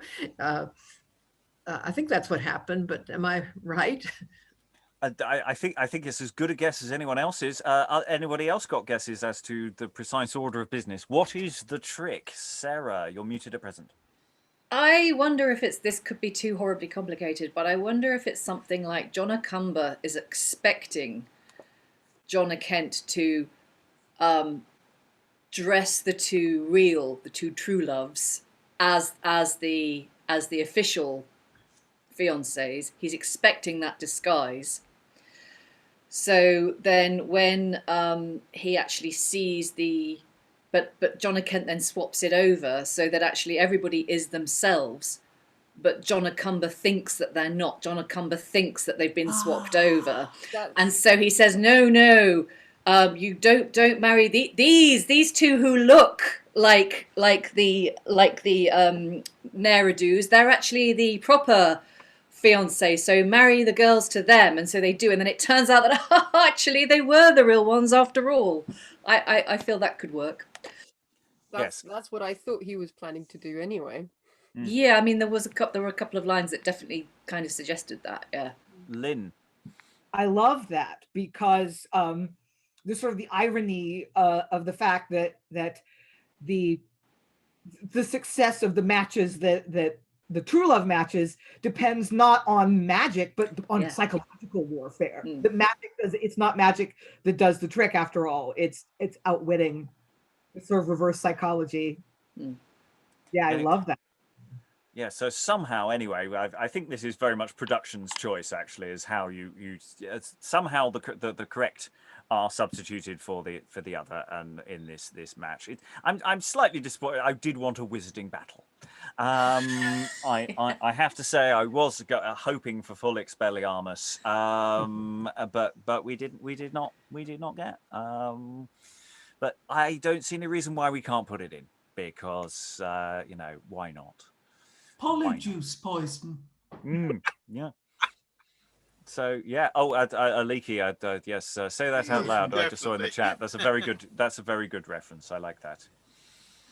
So he used headology.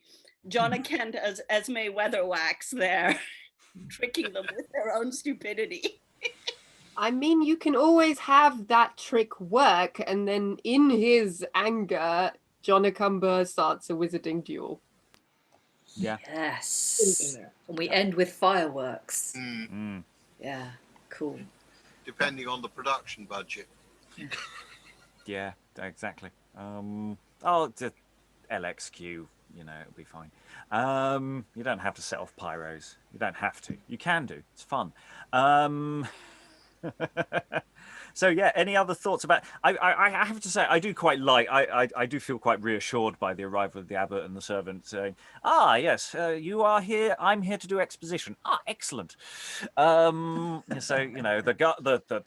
the place for this has been set. There are specific entrances. There's only one way in. How's the con going to work? You set up that situation nicely, and I'm very grateful for the play for doing that. Any other thoughts about Act 5? No, we're done for Act 5. We're good. So very much final thoughts phase then about this play for performance. I have to say it feels very, very performable to me for all its party quirks and editorial tidyings that need to be done, and the fact we need to infer some kind of ending over the surviving dialogue. But I say I don't actually think there's that much really lost here in terms of bulk of material. It's wrapping up stuff, and I think we can find ways around that. But yeah, thoughts about this in performance, thoughts about the play overall, questions, confusions, anything else as we go into final thoughts. Rachel's got her hand up, so I'm going to go to Rachael first. Rachel, of course, you weren't here for the first session, so you may be a little confused. No, I was just that's what I was gonna ask about what damaged this text? Do they know what caused it? Just age or fire or water or what? I think it's just use, really, isn't it? Dan might know the answer more to that. Oh, Dan says water damage. Yes. Ah. In fact, the two of the manuscripts, that and the Book of Sir Thomas More, share the same type of manuscript cover, and they seem to have been stored together because it appears that there's water damage in the same places with Sir Thomas More as in with this one. And they've both got the same coffee stain mark as well from when someone was going through it. I'm making that up. That's nonsense. Sorry about that, guys. So Rachael, final thoughts about the play overall. How was it for you leaping in halfway through? Shrimp, you had fun with Shrimp, it has to be said. Shrimp is a fun part. Yeah, I like Shrimp. I think there's a lot of comedy here. I think because of that ending, there's a lot of stuff that you could work into that, and you can really do whatever you want with that, I think. Yeah, I think it's funny. I think this is the one where I've laughed and I've not been sort of like had to talk to myself as a contemporary, like bring my contemporary perspective into it that much, because this is just kind of, I don't know, more wholesome humor that's aged a little better than some things. Oh yeah. We've had something of a spate of plays that are just which have introduced the eek factor, and this play really isn't doing that. I mean, there might be some adjustments to make, but the fundamentally this is a play that has no real malice, and I like that. I like the funness in all of it. So absolutely. Let's go to someone who was here the other day. Aliki, final thoughts about the play overall, and is there a part you'd want to take? I like to ask the actors, which role would you like? I really think that you need the accent, so I'm not going to volunteer for any role for this, except maybe Shrimp, who being a wild thing can be, I think he could be a sprite or a gnome or something, so he could have any accent. I love it. I think there's just so much opportunity to have fun with this, but it will only really come clear in physical space. I think this is one of the ones that we couldn't really adapt to Zoom. No, we spoke about this possibility of a second look. The amount of prep we'd need to do for this one is quite prohibitive. So I think this is where we spend the time doing a bit of background text work, really sorting out what's going on. There's more work to be done there, and then when we can be in a room together, this was definitely at least one for a workshop prep. And yeah. Any more, Aliki? So I stepped in. No, that's I would love to get this into a rehearsal room, is all I can say.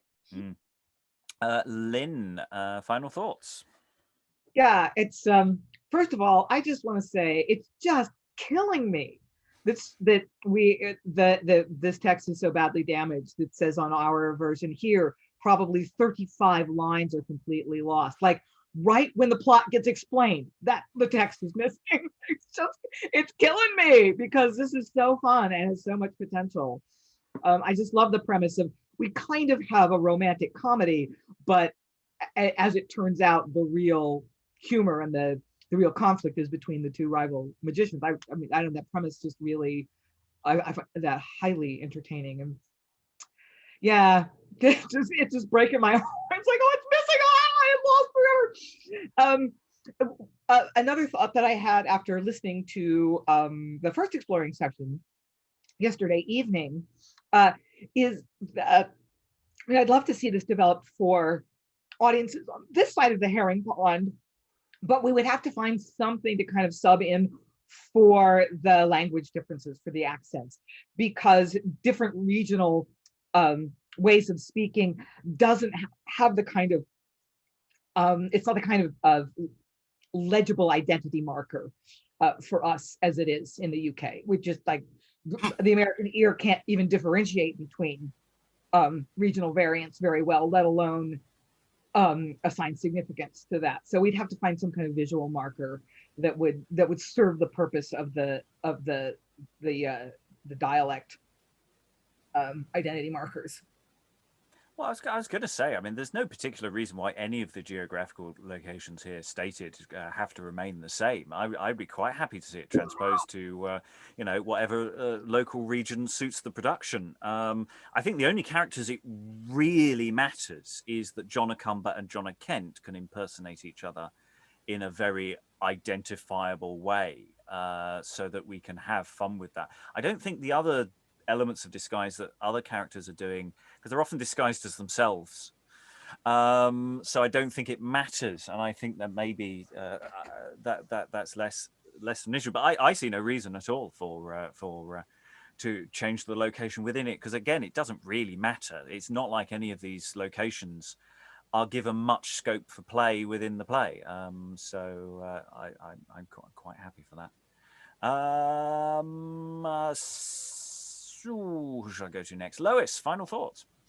Yeah, I'd love to play with this text actually, and figure out ways of where you really do have to insert something to make it work, and where you can do it in mime or something. A lot of that last bit probably could be done in mime, as long as you set it up properly.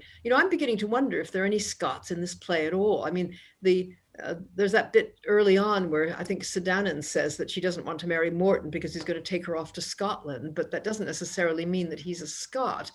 And I don't see how Pembroke can be a Scot. I mean, Pembroke surely has to be Welsh. That whole thing may be a complete red herring. So we might be able to do without the accents, but it seems to be kind of, rival clans. It's never made very clear anyway why their fathers want them to marry one lot, and then the one mother involved in the thing doesn't really care. She would rather they were obedient, but on the other hand, she likes to see true love win, and oh well, whichever way it goes is okay with her. I don't know. I think it's very funny, and it just needs a little bit of patching up the text, and then some way of making it absolutely clear who's disguised as whom. But I think audiences would love it. Mm. Oh, absolutely. I think Stephen said the other day that the actual love story is a total MacGuffin. It's sort of we don't really need to know who loves. We just need to know they want them and them, and that's all that really kind of matters. Because the play isn't really getting inside their heads very much at all. Alan, final thoughts? Yeah, I mean it moves at a right pace, and as we've said, it probably needs quite a bit more work done on clarification, particularly the physical action within the text, because I must admit I was getting very confused as to who. There's an awful lot of things marked in the text as exeunts, which are obviously a subgroup of those on stage, and I think that needs clarification. And some of the entrances are less than clear. But that and of course trying to repair the bits which have got lost over the course of centuries. Tamara, you jumped in as John a Kent there, the mid-session. So how was it for you? I mean, he's a fun character. I want him to win.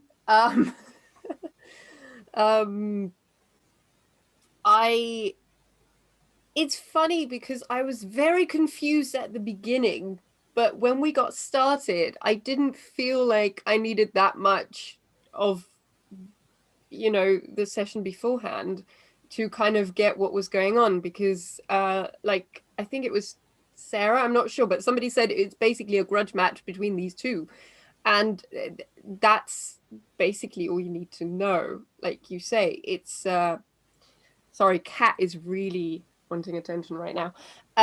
It's the rest of the plot is almost just there so that the two Johns can have their celebrity death match. And it's just this ongoing tit for tat battle between them. I'll move my chess pieces around and you'll move yours, and I'll know. Yeah. It's a fun play, though. I really want to see it done. It's definitely going high on the list, isn't it? Stephen, final thoughts? Yeah, it sort of made me think a little bit about the sort of theatre industry really in the 90s. there's a reference to Munday as our best plotter, and I'm coming around to the idea that actually that means something like showrunner, in the sense that I can imagine the pitch meeting for this. You know, you've got the company, they're there in the alehouse in the evening, and as far as I know, you have a kind of pitch meeting, and then they kind of meet together to read over the bits that have been done, because they're pulling together stuff from different writers sometimes. And it's so easy to work out what the pitch for this would be, because it's doing smart stuff with early modern conventions. So it would be like, yeah, well, okay, so what we'll do is we'll have a bed trick, but it will be in broad daylight and they won't believe their eyes, and that will be the killer at the end. And okay, we all know disguise, right? We're all bored with disguise. Okay, what if two guys are disguised as each other and they're mortal enemies, but one of them doesn't know he's disguised as the other one? And then you won't believe what I've got for the play within the play. It will blow your freaking minds. And there's your 30-second pitch, and they go, right, we'll have that. You know, so I think that the kind of what I like about it is the way in which it works so much better if you know a little bit about the conventions that it's ringing the changes with. Coming at it completely from the outside, you think this is kind of crazy, and it is kind of crazy. But those of us who are kind of feel that we're a little bit on the inside, it is you know, crazy like a fox, isn't it? It is smart, doing smart stuff with those early modern conventions, and I think that's one of the reasons why I really, really enjoyed it. Yeah, it's like you know, it's like one of those con films where, you know, you if you know the conventions, you know what heist is happening, or any of those things, then you can really enjoy the reversals and change. And it is, I think that point about plotting is really good. It is a very well structured piece. I think, you know, for all the confusion that is happening during the scenes, the actual narrative flow is very straightforward. And, you know, it isn't throwing, I mean, there is a sort of subplot in the sense there are some other characters who intersect with the main action, but there isn't a separate subplot that we need to worry about and keep in our minds and to untangle. They're just other people who turn up. So it's, as a piece of entertainment that's getting us from A to B, I think it's really very nicely put together. Again, Sarah, you've been thrown in at the deep end. You didn't even think you were going to read today, and yet a part was thrust in your face. Final thoughts? Yeah, I found what Stephen was saying really interesting, actually, because I am an outsider with this stuff. And yet, and I came into it halfway through, and yet I picked up really quickly on the fact that this was kind of spoofing something. And I put in the chat, actually, I mean, you made a reference, Rob, to Monty Python, and I put something in the chat about Danny Kaye. And the film I was thinking of is a Danny Kaye film from, I don't know, the late 50s, I think, called The Court Jester, which is a ridiculous comedy set in medieval, you know, I don't even know if it's meant to be Britain or France or somewhere, but medieval Europe. But it's not even really a spoof. It's actually a spoof of the kind of films that were being made with like Janet Leigh and Robert Wagner and Tony Curtis at the time, which were sort of medieval romances, sort of light medieval rom-coms, and then The Court Jester came along and spoofed those. And that was what it reminded me of, because the comedy in it was kind of robust. It was funny. It wasn't really overt. It was just like, if you got the sense that this was the script was quite robust, and the rhyming as well. It's like this is meant to be played in a heightened way, and it's kind of spoofing conventions. And so I kind of picked up on that, even though I didn't have the original context necessarily. And I just kept expecting someone to say the flagon with the dragon has the palate that is poison, and it's, you know, because it was kind of there in the verse. So yeah, I just felt it was really good. I felt it was bracing, breezy. It went along at quite a lick, and I was just very engaged by it, by the fun of it. So yeah, I really enjoyed it. And the other thing is, and again, it's just because I come at these texts from a completely different perspective, but as someone who writes plays, and also, and I think particularly because I write a lot of stuff that's grounded in the kind of fairy tale tradition. There's obviously massive fairy tale aspects to this, and I love the fact that even though it's a spoof, it actually there is the capacity for putting real magic in there. You know, you can create, you know, that beautiful sense of enchantment, and that can run at the same time that, you know, the comedy's running. So I like the combination of the two. But also, like, when you're working within the fairy tale tradition, there is always the expectation that you will mess with it. You know, texts are not sacrosanct because they come from an oral tradition, and every generation retells them in their own way, and every generation kind of revamps them for their own society and their own century, their own generation. And so I come from a place of being very much the sort of person who plays really fast and loose with originals. And obviously, when you put that against the early modern world, it's like, you know, these texts, you know, you've got someone like Dan who's so completely, you know, like looking at the text and, you know, preserving the authentic text is really important. But then someone like me just wants to come along and quite often I want to rewrite these plays, you know, in the way that I would do if they were more of a sort of fairy tale oral tradition. And the thing I love about this is the fact that it is a fragment, or it's fragmented at least. So, you know, the writer in me is like, oh, right, what can we do with this? Let's create a slam bang finish. And, you know, that really, really appeals to me, like, because it gives me as the writer in me is looking at the possibility of, like, the freedom to actually play a bit fast and loose with this, just because there are gaps in it, in a way that, you know, with a lot of these plays, it would be a shame to do that because they're so rarely done anyway. You know, you want to see the authentic thing. You don't want to see a rewrite of it, because, you know, you can do that with other playwrights who are more famous, perhaps, but with a lot of these plays, they're not often put on. So when they are put on, you want to see the real thing. So the actual opportunity to take would be creative. I would push back on that. There's something of a fallacy that if you put on an adaptation, that reduces the likelihood you'll get a proper version turning around. It increases the probability.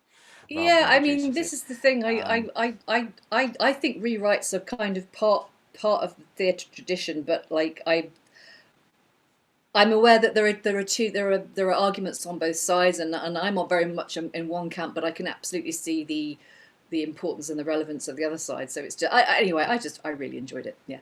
I mean, the thing, we've got to be a bit careful when we use the word spoof. I mean, I think, you know, it is playing with things that were in play at the time, certain conventions.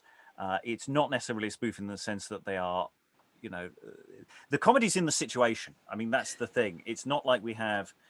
We said this the other day. You know, the clown turns up and does some stand-up. You know, we've got you know, lots of comedic potential throughout this, but you know, the characters to a degree have some sense of their own stakes as to what's going on. Before I finish going around, Lynn, you wanted to respond? I'm definitely on Sarah's end of the spectrum, and I just want to assert, I want to claim that it is a spectrum, not a matter of two camps. That every production is an adaptation.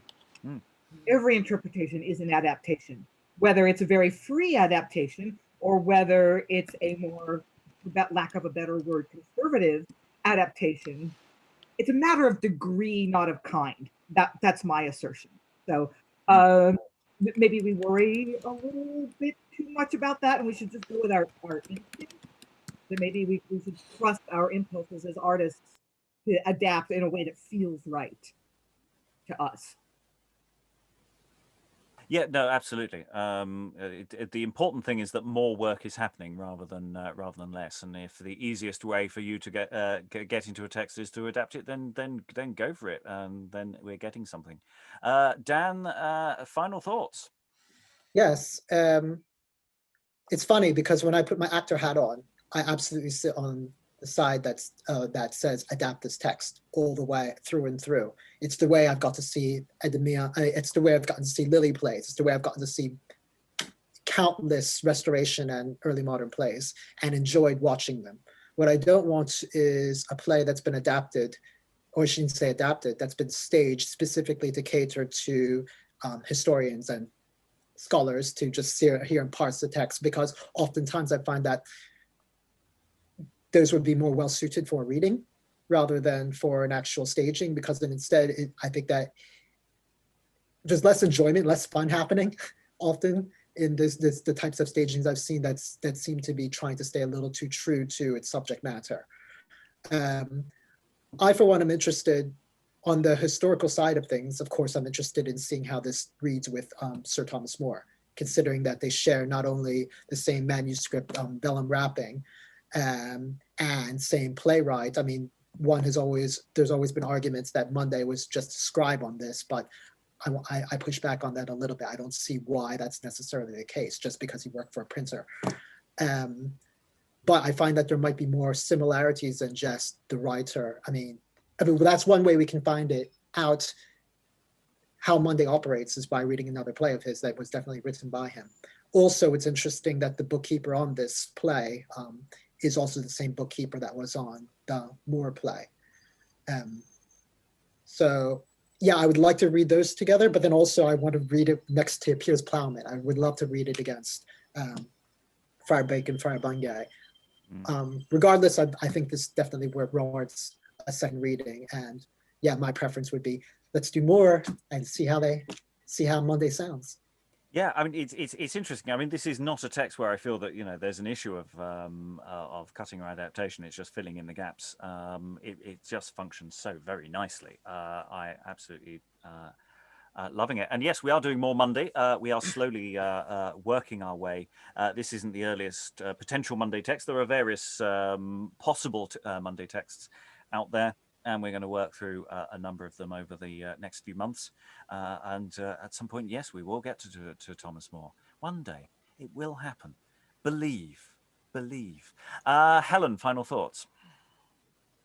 Yes, I'd like to go to the parish council, our rustic thespians. I think that they are in fact a very interesting group with a very interesting set of attitudes, and we probably, because we were struggling, we had more problems with the rest of the text. We didn't give them quite as much. So if we ever did go back to it, I think it would be nice to have a longer and more detailed look at what's actually going on in the parish council of whatever little village just outside Chester this happens to be. Yes, just to illuminate for those who weren't here in the first session, the first arrival of the various comedy rustics, Turnop, etc., does start off feeling very much like a parish council meeting about who gets to speak and who's in charge, and it's a really fun bit of business. Sorry, continue, Helen. Not at all. The other thing that there's been some discussion about whether it's necessary for us to be quite so geographically located. When I was doing the editing, I did the dramatis personae list, which you have, which divides everybody up very much into camps. Now, I did that quite deliberately because I was having trouble in sorting them out for myself, especially people who passed under various names in the text. Denville was sometimes Denville and sometimes whoever it is, Denville. Gosselen. Yeah, and Gosselen. And then there was, there's Evan Griffith and Griffin. I mean, it did get very complex, and in the sorting out, I thought it worthwhile to give you the benefit of what I got straight in my mind, I thought. But it isn't part of the original text. So once again, feel free to relocate. Yes, there's a lot of digging to do. I think Helen's point about those parish council scenes, as they will forever now be known, that they actually might make a nice little side workshop. Actually, that might be something that we could sensibly do, because they don't rely as much on the disguising element, so that there might be something that would work quite valuably on Zoom. I quite like that. Lois. Yeah, I think those parish councillors are also talented amateur singers and dancers. I mean, they do something early on, but they also do a Morris dance. I mean, you know, John of Cumber gets dragged into that as John of Kent in the fool's disguise, and it's not absolutely clear in the text, but obviously that must happen. I mean, there are references to it, and I think there's an awful lot of music and dance in this thing that one would have to work up in a real performance. It's another reason it wouldn't really work on Zoom. Yes, one feels the use of an inflatable pig's bladder for increasing comic returns in that Morris sequence is very important. Any final thoughts anyone wants to leap in based on some of the bouncing around that we've done? No. It's been a good session. We commend the book of John a Kent and John a Cumber to the house. It has gone through, and finally we've had a resounding yes. We've had a few ups and downs.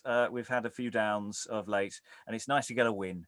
So it's always reassuring on that note. So without further ado, I'll thank all the readers in the room and say goodbye.